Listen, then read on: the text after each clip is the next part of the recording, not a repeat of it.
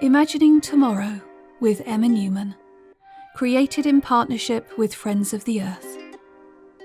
Episode 3. Warming, decarbonising, celebrating. Imagine you've heard that the local abandoned shopping centre is being redeveloped, and you've got a space on a tour to see what they're doing. You've been joined by an elderly woman who used to be the mayor back in the 2010s, and she's paused outside one of the former shop units to watch 3 potters at their wheels. So you've let a bunch of hippies come in and start some sort of collective, have you? It's a bit more than that, the tour guide says. It's actually... So there's nothing for kids then? They used to like coming shopping on a Saturday. The guide smiles patiently. Let me show you what we're doing round the corner. Who's paying for all of this? The former mayor asks. Taxpayers? Haven't they got enough? This time, the guide interrupts her. It had a few small grants to get it off the ground, a loan from an ethical bank to get the solar panels, the batteries and the infrared heaters installed, and a lot of crowdfunding. The community are completely behind this, and the local artists and craftspeople who sell here donate a portion of their income to the fund too. We think it will be self-sustaining once we get a few more things in place and the solar extended. Selling the excess will bring in a fair amount of money over the summer months. All of the labour is donated. People have wanted to make things better for a long time. We just got organised. You're both led around the corner, the tap of her walking stick now competing with the low rumble of music. Now you can see the space that used to be a department store. The ground floor has been set aside for any young people who want to use it. There's the first youth club in the town for over 20 years in the back corner. They took the portion with the old cafe. The elderly woman gawps at the sight of 3 teenagers carrying in a stack of scaffolding boards, laughing as the smallest one in the front trips over his own feet. Who's in charge? There's a bunch of volunteers who help, but the kids lead it. They're making it into what they need. We've seen a massive drop in antisocial behaviour and requests for acute mental health interventions. Over on the left-hand side, where the shoes and menswear concessions used to be, there's a theatre space now, and they're set building at the moment, so it's a bit noisy today. She rests a hand on his arm. Before I was the mayor, I did the lighting for the amateur dramatics group. You know, before the hall was knocked down. I can't do the rigging anymore, but do you think they might want someone to help with the design? Let me introduce you to Finn. Then I'll take you over to the church. That's where they're rehearsing, between services. Rehearsing in the church? Theatre in an old department store? It's all upside down now. Perhaps we had it all upside down before, you say, and the guide shares a smile with you. That's just a snippet of a fictional future inspired by the following conversations with people who are doing amazing things right now to combat, or in some cases reverse, environmental damage to create a better future for everyone. Join me as I explore their work and communities, and imagine a tomorrow that is building hope in a changing climate, instead of despair. The wife of a friend of mine is a vicar, and in a recent conversation he talked about her schedule over the Christmas period, one of the busiest times of year for their faith. It brought back memories of the times I've been in churches over the years, which, considering I'm not a person of faith, is still a remarkable amount. Weddings, christenings, funerals, concerts. So many have taken place in buildings built hundreds of years ago. There are 3 things that come to mind when I think of those locations: beautiful architecture, uncomfortable pews, and above all else, being cold. I remember the ancient Victorian heating system in a chapel that my primary school used for choir concerts. There were huge iron radiators that would be burning hot to the touch, and yet the air was freezing cold less than a metre away. Everyone just used to wear coats and be uncomfortable, which was fine, unless you were in the school choir. Regardless of which faith a large building has been created for, heating such large spaces in the winter without it costing a fortune has always been a challenge. Thanks to the recent increases in energy prices, it can be impossible. I assumed that up and down the country, everyone gathered together in these spaces, be they mosques, churches, synagogues, temples or gurdwaras, all would be doomed to discomfort and soaring bills. That was until I came across the Footsteps group in Birmingham and their 4F project. My name is Tokir Ahmed Qayyum. I'm a community connector with Footsteps. Footsteps is an interfaith environmental arm of Birmingham Council of Faiths. I think Project 4F is one of our most successful projects. It came about more than over a year ago now with the cost of living crisis. There was this massive need in the community for kind of faith-led guidance on support, mainly on energy kind of assessments, or just how do you kind of engage with the community? Alongside giving advice and support to households in Birmingham, Project 4F mapped out the locations of over 800 faith buildings and organisations in Birmingham, and combined that data with information on how local faith communities are involved with activities such as food banks and places of warm welcome. You can explore this map on the Footsteps website, and you'll be able to find the link to it in the show notes at www.foe.uk/imaginingtomorrow. Footsteps then used this map in their engagement with communities on fuel poverty and also their faith-building energy assessment work. I asked Tokir about the latter. I think it was looking at heat loss and also looking at opportunities for installation or whatever was required. So the wonderful thing working with Eco Birmingham, which is a charity in Northfield, which were part of the project, and Phil Beardmore, was the fact that a comprehensive report was able to be produced which outlined the different costs, the different kind of options which were available depending on how members of the congregation or community groups use a faith building. So, for example, Al-Hijra Mosque, which is in Small Heath, is a massive space. So they've got different buildings. So they've got buildings for education, they've got community hall, and sometimes the advice could be as simple as actually using technology. So or having zonal. So depending on where you are, having heating control systems that would actually manage and control. So the key important thing is that it's knowledge, place of worship wouldn't otherwise have had, and then they can use that. Project 4F enabled energy assessments for 12 places of worship, which gave recommendations for energy-saving measures. As a result of that work, 6.6 tonnes of carbon are being saved each year just from those 12 places alone. And of course, the energy-saving measures employed to achieve that reduce the amount of money that needs to be spent on heating, meaning more funds can be diverted to community projects. And to come back to your point about the 6.6 tonnes of emissions, I think it's amazing for us as a small group. You know, we are a group of volunteers. I don't know whether you know this, but there's probably less than half a dozen of us active. We have been able to bring in people who, from different faiths, together, but generally who care, and that's the key. I asked Tokir what the team learned during this project that could help others who want to do something similar where they live.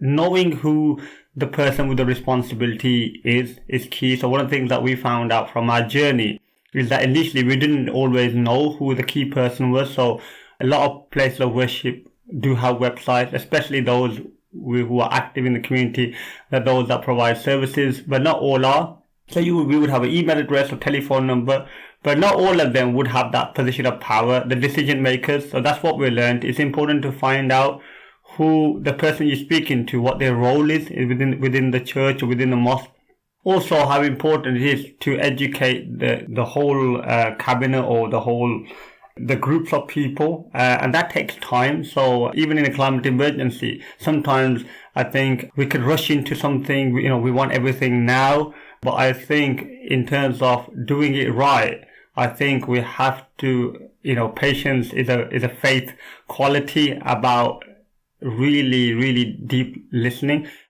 He also made a really good point about making the need to take action much more relatable to people who may not have considered it.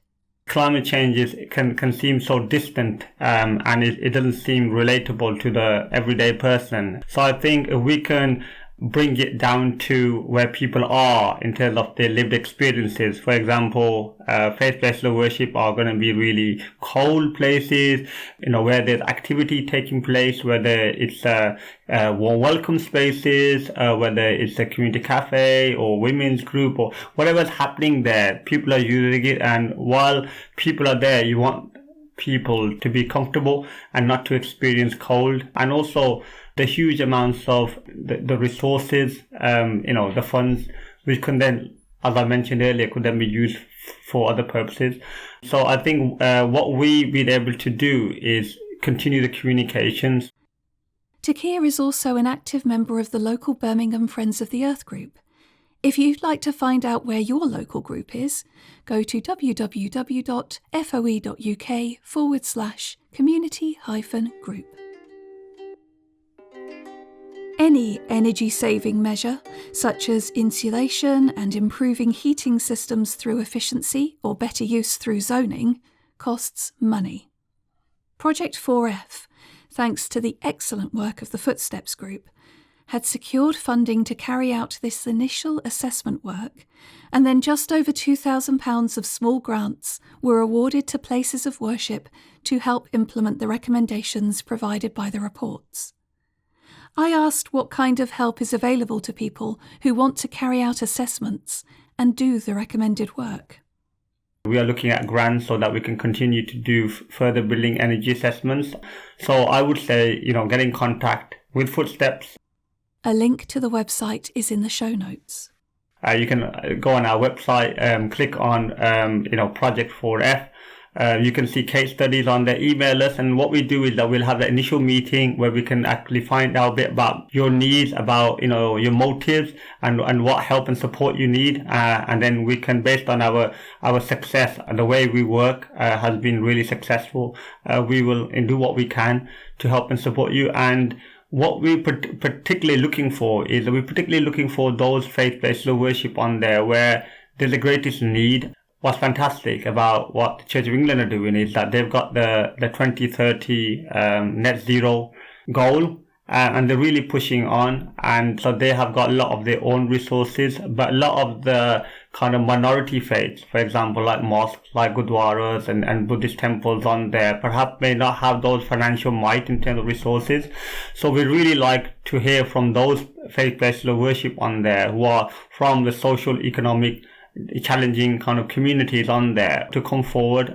So I'll say, as a community connector from Footsteps, as a Muslim greeting, peace to you all, and definitely please come and email us, and if you are interested, get in contact with us.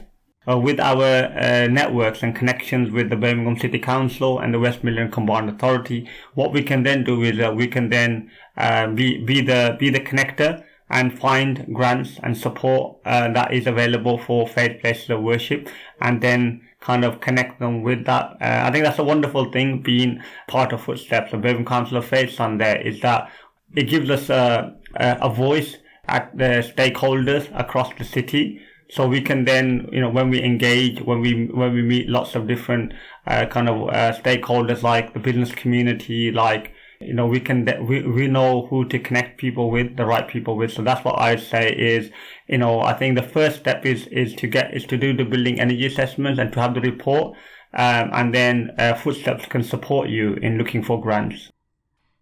That answer demonstrated not only the generosity of the people involved in this project, but also the power of people coming together for a common goal. There's things that we don't have control over, but there are so many things that we do have control over. So I say to your audience members and people who are listening is actually look at your passions, look at things that actually motivate you, and everyone can make a difference. But if you have something that you love and something that you're really passionate about, that in itself endures you. It really helps you push through challenges and difficult time, and you don't have to do this on your own. And having people to talk to or talking to others, friends, and there's so many kind of groups out there where people can connect. It could be a faith, but it could be a community group. You don't have to do this on your own. So I think that's a wonderful thing about Footsteps, is that we are doing this together. The Footsteps group formed after a multi-faith walk of witness in Birmingham after the 2015 Paris Agreement. I asked Tokir about that and how his faith intersects with climate action.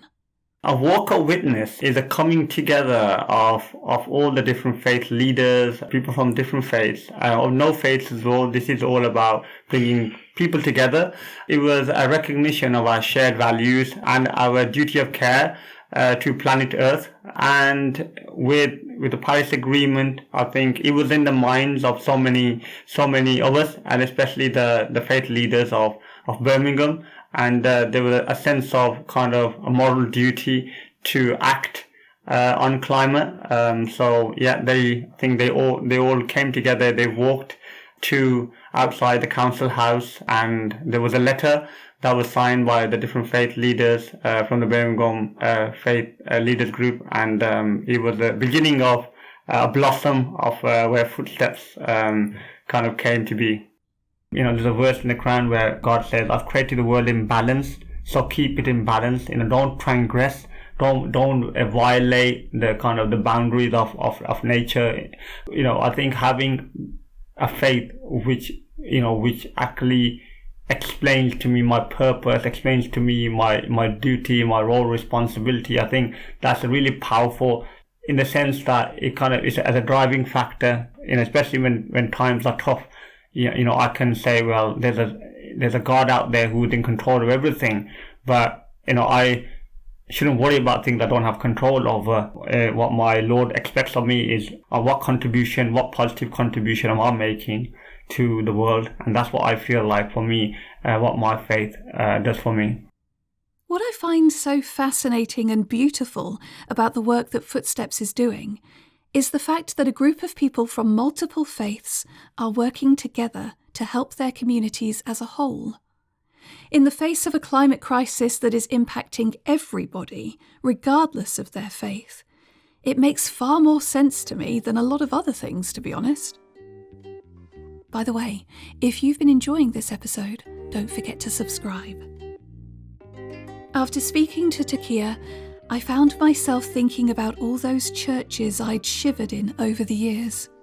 I found myself looking at the faith buildings in my local area with a renewed curiosity, and noticed how many of them are used for community activities that are not faith-based at all, such as playgroups, food banks, locations for charity coffee mornings, and more. So, being the giant nerd that I am, I went hunting for more information and discovered a fascinating research project called Empowering Design Practices, which ran from 2014 to 2020. To quote from their website, the aim of this project was to explore how community-led design can help empower those who look after historic places of worship to create more open, vibrant, and sustainable places that respect and enhance the heritage of their buildings. There's a link to the website in the show notes, which contains all sorts of interesting information, including resources for communities that emerged from the project to help you to look at how your community can be engaged with expanding the role of these buildings. There's even an open university course developed by some of the people involved in this project, such as the Glass House, a charity that specialises in community-led design, which has been made to help anyone who wants to facilitate community engagement in using historic faith buildings. Again, a link to that is in the show notes. From that, I discovered that there are approximately 14,500 places of worship in the UK alone. One of those, Bow Church in East London was part of the Empowering Design Practices project, and even though the church was already hosting a food bank and concerts, the project facilitated also using it for salsa and karate classes, and also for hosting arts and crafts sessions for families. While the blog post I read about this, written by Katerina Alexiou, and again linked to in the show notes, acknowledges the limitations of using the church for community activities, such as a lack of parking, and also the fact that many people find it very difficult to enter faith-based spaces due to a wide variety of reasons, it still gave me a great deal of hope for finding another solution to a problem that I mentioned in episode 2, namely the lack of third spaces that are neither home nor work and don't require a lot of money to access that we need for a healthy society. But, of course, for large buildings to fulfill a variety of functions in society, especially in the winter, it comes back to how to make that space comfortable for people without bankrupting the place through huge energy bills and, ideally, finding a solution that reduces harm to the environment, namely the release of CO2 into the atmosphere. So I went hunting for a solution that could do that, and found something that, even though I didn't know it at the time, turned out to have a direct connection to something Tokia mentioned, namely the Church of England's 2030 net zero goal. It's all to do with infrared heating. This has been modernised for the domestic setting by a company called Herschel Infrared, based near Bristol in the UK, which has also developed a far infrared heater called the Halo, specifically for use in churches. I asked Matt Dodds from Herschel Infrared to explain how infrared heating differs from other forms. Principal differences with most other forms of electric heating, they are aiming to heat the air volumes of spaces, which are then expected to try and heat the fabric of the property. With our heaters, we're converting electricity into radiant heat, which is directly heating mass and objects in the space. Domestically, that would include the floors and the walls in your ceiling. In heritage and warehouse-style buildings, we're looking more about cones of heat produced from our heaters to directly heat people. It's similar to the sun and what that's producing in terms of the direct feeling of radiant heat from that and an open fire. And then we're able to feel that direct feeling of heat even with temperatures around us being slightly cooler. I actually visited their showroom, as it's not too far from where I live, and I stood in front of one of the domestic heating panels they produce. Honestly, it felt like standing in front of an open fire, or that feeling of being by a window on a sunny winter's day when the air itself is colder, but you feel soothed and warmed by the sun. And this is the difference. Traditional heating has been used to heat the building, not the people. That's Paul Morey, the CEO and founder of Herschel Infrared. So if you remember those old Victorian cast iron type, you'd have a big boiler system going, either oil boiler or gas, and the heat coming out of those, what they call radiators, aren't really radiators, they're mostly convectors. So most of the heat coming off that is heating the air, and it just rises to the very high ceiling. Not where you want it, and it takes days and days sometimes to achieve any form of comfortable heat, and sometimes just not possible. Last year, a church architect actually was working for the Church of England, knocked on our door and said, I've got this idea, I don't know if you guys are the right people, but could you combine a heater that we could suspend and integrate with lighting? So we had been thinking about this for some time, and he kind of prompted us to actually do something about it. So we came up with the idea, he had some sketches of a chandelier type heater that could replace the lighting in churches and then heat the congregation, which is really important because you need to heat the people in churches, not necessarily the church itself or the building. So the combination of the drive really from the church to say, can you guys produce something for us, just kicked us into action on it. And off the back of that, we've actually built a factory here in Bristol to make the Halo. They're being assembled here, and right now as we speak, I think we've got 2 gone off to Belgium, 1 to Germany. Matt's working on projects in Australia. USA. So it's not just a UK product, but it was all invented and started right here, and we're very proud of it because it's just a fantastic concept and product. The Halo heater looks like a modern, stylised version of a medieval chandelier, and it can be suspended from the very high ceilings often found in churches. There's a church in Somerset where we've put one of our heaters into their lady chapel, and they're about to look at more for the rest of it. But the comment that came back from them was that it looks like the heater has been in place for a huge number of years, long periods. It's providing great output, but aesthetically it fits in so well. And that was, again, a major hurdle that we had to get over with some of the groups that are giving permissions to put these heaters in. But it isn't just the aesthetics that make this a great solution. It's the different approach to heating. In church environments, we're looking at positioning heaters where people need to feel the benefit to get that direct feeling, and mounting them above them to create the bubbles and feeling of warmth around them. The bubbles of warmth that he's describing can be seen as a diagram in the video that is linked from the show notes. It's this in particular that excites me about far infrared heating. You don't have to try to heat the air, which in a large room, and in particular a large stone building, costs an absolute fortune. The comparison, I was on a call earlier in the week where people are looking at the whole running cost for a full volume of space in a church or heritage environment and the cost of electricity against gas. And the key point you've got to get across is that the way we're heating these spaces is different. We're not looking at full volumetric heating of an air volume for significant periods. We're giving you benefit from a lower height, lower down, where you need it. It applies equally to, we've got lots of church halls in this country, public spaces, it could be a lecture theatre or anything like that, where you've got a large volume, and traditionally, I think the approach has been to heat the building and to try and heat the entire volume of the building. This is about heating the people in the building and when they're there, and it's a significant mindset change that we need to go through, I think, in terms of how we're going to reduce energy use going forward. Halo heaters were installed as part of a trial in St Matthew's Church, Bristol.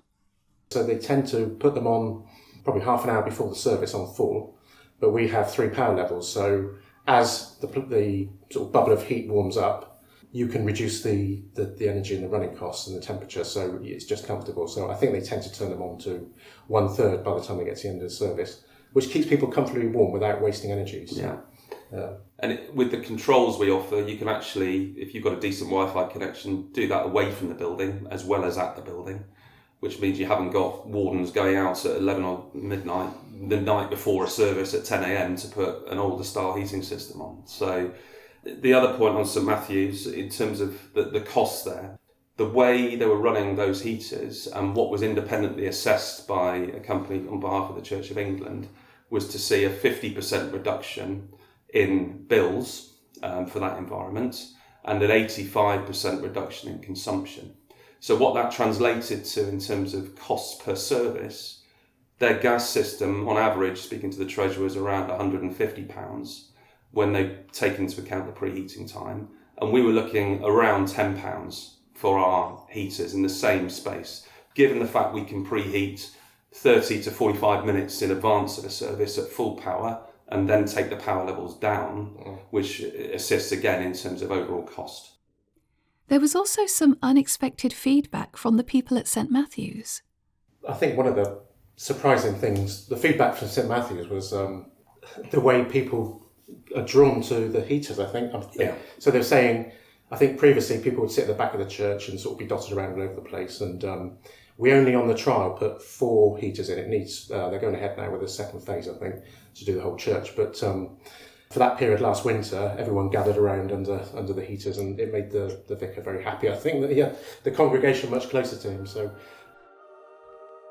in terms of the environmental impact, as more than 50% of electricity production in the UK is now low carbon, using that is much cleaner than gas, and it will get better as that proportion of renewable energy production goes up. Obviously, as with all solutions, there is maintenance to consider. I asked Paul about that. We've made them to be very long life. they can be easily repaired. So if you took the Halo, for example, there is one thing in there that will eventually fail, which is the heating element itself. There's 12 in a Halo. They'll do something like 10,000 hours, but it's a really simple process. It's not much difference changing a light bulb to be able to replace that. It's not a high cost part. So there's no reason why our heaters shouldn't be in situ for many, many years. And we've reduced down any plastic parts as much as we can. Of course, the aesthetics can be adapted to fit buildings used by different faiths, and apparently they're very close to their first design for a mosque. So if you're responsible for heating in a mosque or a gurdwara or any other faith space, do get in touch and talk to them about your needs, as that's how the design for the Halo came about. The impact of being able to afford to heat the people using these spaces was something that Matt raised. So from a heritage perspective, that certain church environments have not been able to use spaces in winter because of how low temperatures are getting. So it's bringing buildings back into use, and that's important as they receive funding from local authorities for community facilities, and that's becoming more of a feature. So it's not just faith use, it's multi-use for the community, and it's giving them the opportunity to use spaces, but also break down which heaters are on in certain spaces at certain times for different activities. And the same applies for heritage buildings and churches. Just focus the heaters being on where you need it, where the majority of the congregation are, for certain periods of the week. And that is a key part of it and benefit that they've seen, certainly at St Matthew's. This brings us full circle to the impact of having third spaces in our communities. This came up in a conversation I had with Una McCormack, best-selling author and fellow Star Trek fan. Once we'd got a little bit of excitement about our shared love for utopian visions of the future out of the way, I raised the point that if I want to go somewhere warm that is out of the house and doesn't require me to pay any money to have the right to spend time there, the options are limited now. Libraries, one of the most sacred spaces to me, have been closed in many towns, and it seems we have to regularly campaign to keep the ones left. And while I adore them and the space they often provide for toddler groups and children, they are not the right space to go if you want to just spend time with friends and chat and laugh. Shopping centres are noisy and a bit of a sensory nightmare for lots of people. I include myself amongst them. When it's cold and pouring with rain and you don't have much money, where can you go?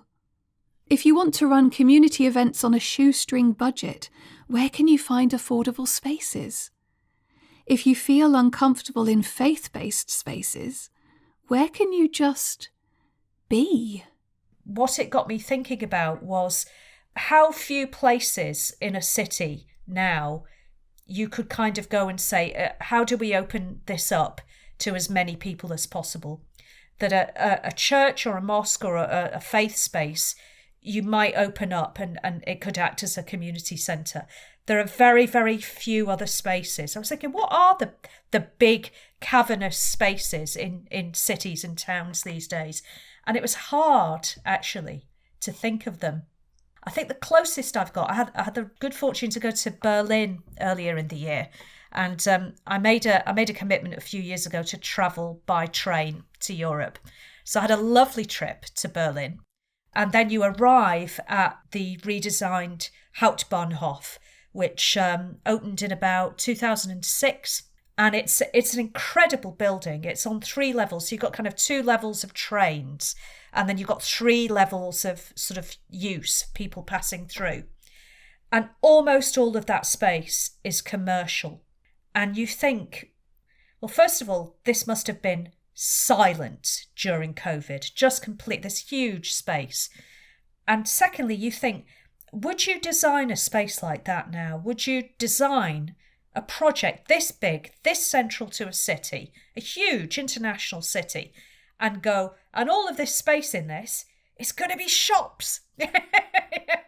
It's like, well, you could just do shops, or you could think of something else. And that, I think, was as I arrived at that station, I thought, imagine what else we could have done with this space and what else could have been brought to the heart of a city that people could have used without feeling the need to spend. And almost in a way, that project on a fundamental level was misconceived. Not the space or the desire to integrate public transport or all these things. And Berlin is great for kind of public transport. But there was a kind of failure of imagination of how that great cavern, that great cathedral could have been used. And I've been thinking about it ever since. So when this kind of came in front of me, I thought, well, imagine if we could take these shopping centres, heat them cheaply, and use some of that saving to open up these spaces in some way. And that's what really, really inspired me or really made me think about this technology. We agreed that what it comes down to in this bizarre, commercialised life we live in towns and cities is that financing large public spaces has been propped up by commercialism. It used to be that huge buildings to house shops were constructed specifically to make people drive there and shop. Spaces like the one Una described, centred around transportation hubs, have incorporated shop space to gain income from commercial rents, to cover costs and also make a tidy profit over the long term. But things have changed. Over the past couple of years, so many shopping centres have struggled to keep all of their commercial units filled. The impact of COVID, of the cost of living crisis, and the unavoidable fact that many people have shifted to buying things online has created so many huge spaces that were once dedicated to shopping that are now just lying empty, whether they are huge edge-of-town malls or large department stores in the centres of towns and cities. We have a big shopping centre here in Cambridge that's closing down. So it opened in the 80s. It's a bit of a disgrace, actually. They ploughed down a load of beautiful Victorian buildings, a whole district of kind of Victorian cottages, little terraces that they knocked down. Terrible housing shortage in Cambridge. And they stuck up this big shopping centre. And in the 80s, it had a little heyday, but it's always been in a kind of decline mode since I was here. And COVID finished for it. It was where Debenhams was. It was where that kind of big department store that people just don't go to anymore. So with this huge cavernous space now just emptied, I will say when I went in for the first time after COVID, it was the cleanest I'd ever seen it. Yeah, I kind of went, well, this is actually a great space, So they'd opened up a little ping pong parlour, which was free to use. They just put some ping pong tables in. And I thought, well, that's brilliant. That's stopping a bunch of 14-year-olds from sitting outside in the cold drinking Alco Pops. They can be inside drinking Alco Pops, but at least they're warm, or they're discouraged from bringing in the alcohol from, into the building. So there was something to do, yeah. And then other little spaces opened up. There was a big public art, one of these wild art trails that they have in towns every so often. There was enough space when that had finished to bring them all in. And if you'd missed them, you could just wander around. And so it was like a little impromptu gallery opened. And if we took all those 80 shopping malls, there's like a little gallery of local artist collectives. You've got the Potters have got their space. Honestly, I'm such an old hippie. I've read too much Le Guin, the local school kids were able to come in and see the local pottery collective at work and this kind of thing. Or, we had a little petting zoo at one end or something. I don't know. There's all sorts of things we could do. A few allotments at the back. Everybody wants an allotment in Cambridge. There's no... the waiting list is like 5 years. Instead, we've got an empty Debenhams. It's like having a park for the winter, yeah? In the winter, you'd go to the park, but you can't, And then maybe in the summer, I was thinking, okay, well, these are technologies that are warming spaces. In the summer, increasingly, particularly in Cambridge, there's a few days in the year now where you just can't go outside during the day. We're hitting 40. Okay, so maybe there's a space where you could go to that's cool, but you're not stuck at home. You are able to go out and see people and go, oh, terribly hot today, isn't it? And this kind of thing. And then it doesn't have to be kids. It can be, it can be adolescents. It can be older people who know that there's a space to go that's safe, that there are things to do. Just because you're sitting somewhere, you don't feel obliged to buy a cake. Yeah. And we don't seem to have those anymore. And I wish we did. I wish we had that too. So what is the barrier? No prizes for guessing, it's money, isn't it? And until we have an economic system that no longer prioritises profit for shareholders above all other considerations, we're not going to be able to solve the problem of being able to fund something for the well-being of the many rather than the wealth of the few. This is where hope is really tested, in the face of an economic machine that does not care about the environment or the people.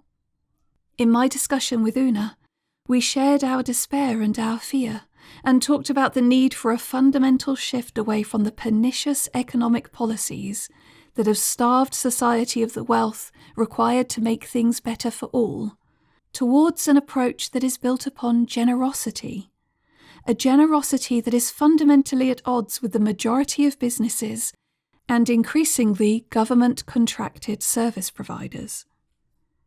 But then I remember people like Takia and the Footsteps Group, people like Andrea and Kath from Reading Food for Families and Cobra Collective, who I spoke to in episode 2, people like Daniel from the Cum Aryan Renewable Energy Community Group, who managed to find a way to build a £1.3 million turbine, who I spoke to in episode 1.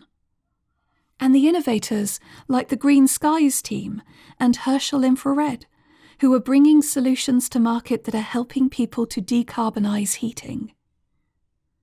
This podcast is all about looking at what people are already doing and imagining a future in which the work of these pioneering community groups and businesses has been replicated on a large scale. So let's imagine if the work carried out by the Footsteps Group was replicated across the country. If 6.6 tonnes of carbon can be saved, thanks to improving insulation and heating in 12 faith buildings in Birmingham, how many could be saved across the 14,500 faith buildings across the country? Of course, every building is different. But let's say the same can be achieved just for a bit of fun. That would save almost 8,000 tonnes of carbon a year. Even if it was only half of that in reality, it would be amazing. And what if, as a result of those efforts, more faith groups could afford to do more in their communities? What if local secular groups could hire spaces for more community activities, especially in the winter, particularly in small towns and villages where there are no spaces like that available? And what if those efforts spread? What if schools were able to do the same? Universities, council buildings?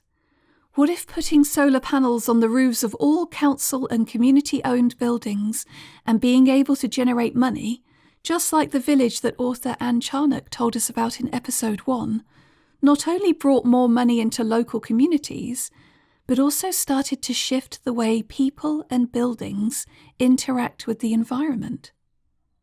What if we started to capture the water that falls on our roofs as well as the sunlight? Una mentioned Janine Benius and her idea of biomimicry that encourages us to see the buildings and cities we live in differently. And she kind of came up with this idea of what she calls generous cities, right? So these are cities that instead of being constantly a kind of drain on resources, whether that's the local aquifer or, pumping rubbish into the water or generating pollution, they're cities that are consciously designed to work with the natural world that they're operating in. So you might have buildings that worked to reduce carbon, or that treat their own wastewater, or that, you've got pavements that absorb stormwater and all these sorts of things. And it's a beautiful visionary idea, yeah. But the problem was that when these ideas were brought to organisations, say a business was about to have a new head office, They would be presented with these ideas and they would go, well, why would we do that? Right, okay. I mean, ultimately, the answer is because it's a nice thing to do for other people. And they were like, well, I can't see the shareholder interest in that. Yeah. And so the big leap was in persuading people that generosity is a smart move. You just have to keep chipping away at it. It's very hard to claw that back once you've commercialised things. Not that it's philanthropy, which is kind of corrosive in its own way, but that generosity is a sort of mode of being in the world that, is good for us all. Yeah. You don't have to be competitive all the time. Yeah. You don't have to be chasing shareholder value. There are other ways that you can build or design. So I loved this idea of things that stimulate generosity. And I thought that was perhaps what lay behind the decision to implement these kinds of heating devices. We could just not bother, we could turn on the old clanking Victorian boiler, or we could consciously and mindfully look at this building and find a technology that, I mean, the reductions in carbon that they were reporting were incredible, and presumably that means their electricity bill goes down. So kind of win all round in a way. I think that generosity springs more easily from a place of safety. And that sense of safety can be found and strengthened by getting to know the people in our community, whether that's the street we live on, or the local community gardening group, or work colleagues, whatever. And that brings me back to something Takiyah said when I asked him what advice he would have for anyone who wants to start their own multi-faith group to take action against the climate crisis. And what I would say to people is actually start with where you are. Look at the people around you. If you go to university, look at your friends, where they're from, whether you are working and your staff and the multi-faith, take an interest. Mosques every year have open days. Other Muslim, for those that haven't been to a mosque before, let me welcome you and invite you to attend a mosque at an open day wherever you are across the country. For all your viewers who are listening today, during Interfaith Week in November, there's lots of open, my mosque, which a lot of mosques open their doors, and you definitely be welcome. You got nothing to be fearful about. I think not only it's great, great insight, it's a great day out for the family, great food as well. But start with just getting to know each other as people first, rather than going into, sometimes we can focus on the climate change straight away. But we have to remember that we're all, people come from different experiences and different knowledge about their understanding about the world around them. So to start, just, make friends. That's what I say. If you want to simply meet more people in your community and you're not sure where to start, you could get in touch with your local Friends of the Earth group. I'll pop a link in the show notes to help you find them. Just starting conversations can lead to wonderful things. I asked Takiyah what he felt most proud of, and I felt his response was one of the most heartwarming and hope-filled things I've ever heard. I think being the face of Footsteps in the community as a community connector, and being the person that his job is to go and meet and bring people together. I think, I wouldn't use the word proud. I would say I'm humbled to be given that opportunity by Footsteps, and I want to thank Footsteps. I want to thank, Chris Martin, who's the chair. He's also a member of the Quakers and works tirelessly.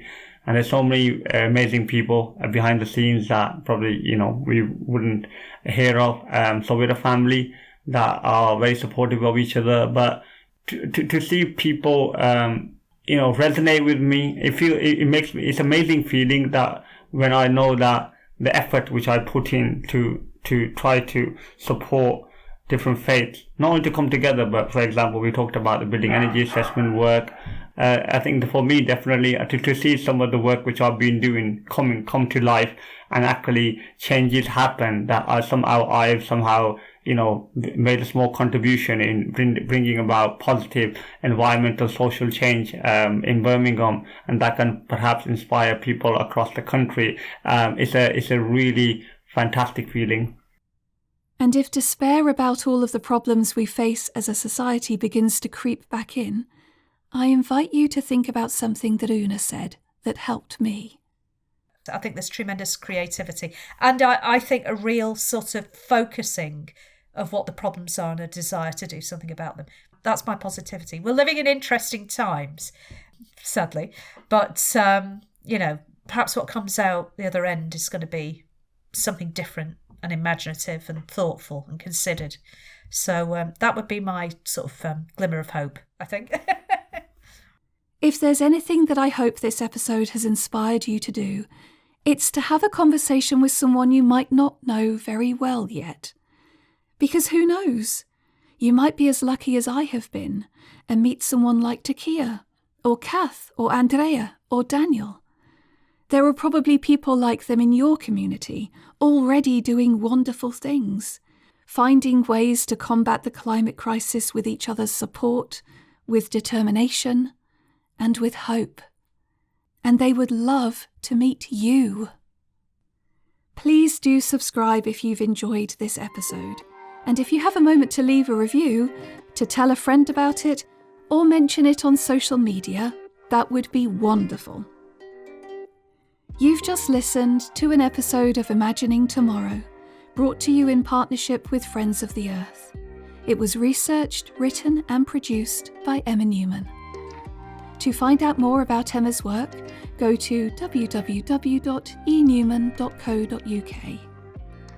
If you'd like to find out more about how Friends of the Earth can help you and your local community to take action on a wide variety of issues, and maybe make some friends in the process, then go to foe.uk/community-group. Details about the people featured in this episode can be found in the show notes at foe.uk/imagining tomorrow, along with some resources you might find helpful. Have you got a similar story of hope and innovation to share? Have you been inspired by this episode? Tell me about it. You can email me at podcast@enewman.co.uk.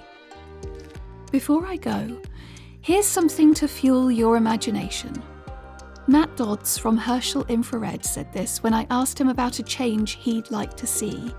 Getting full audits and assessments of the whole UK housing stock to see exactly where we should be focusing, and a very clear route then to show what the options are to get you there quickly to decarbonise your heating. If this was rolled out across the country, how could that change lives? I hope that you're inspired to imagine a better tomorrow.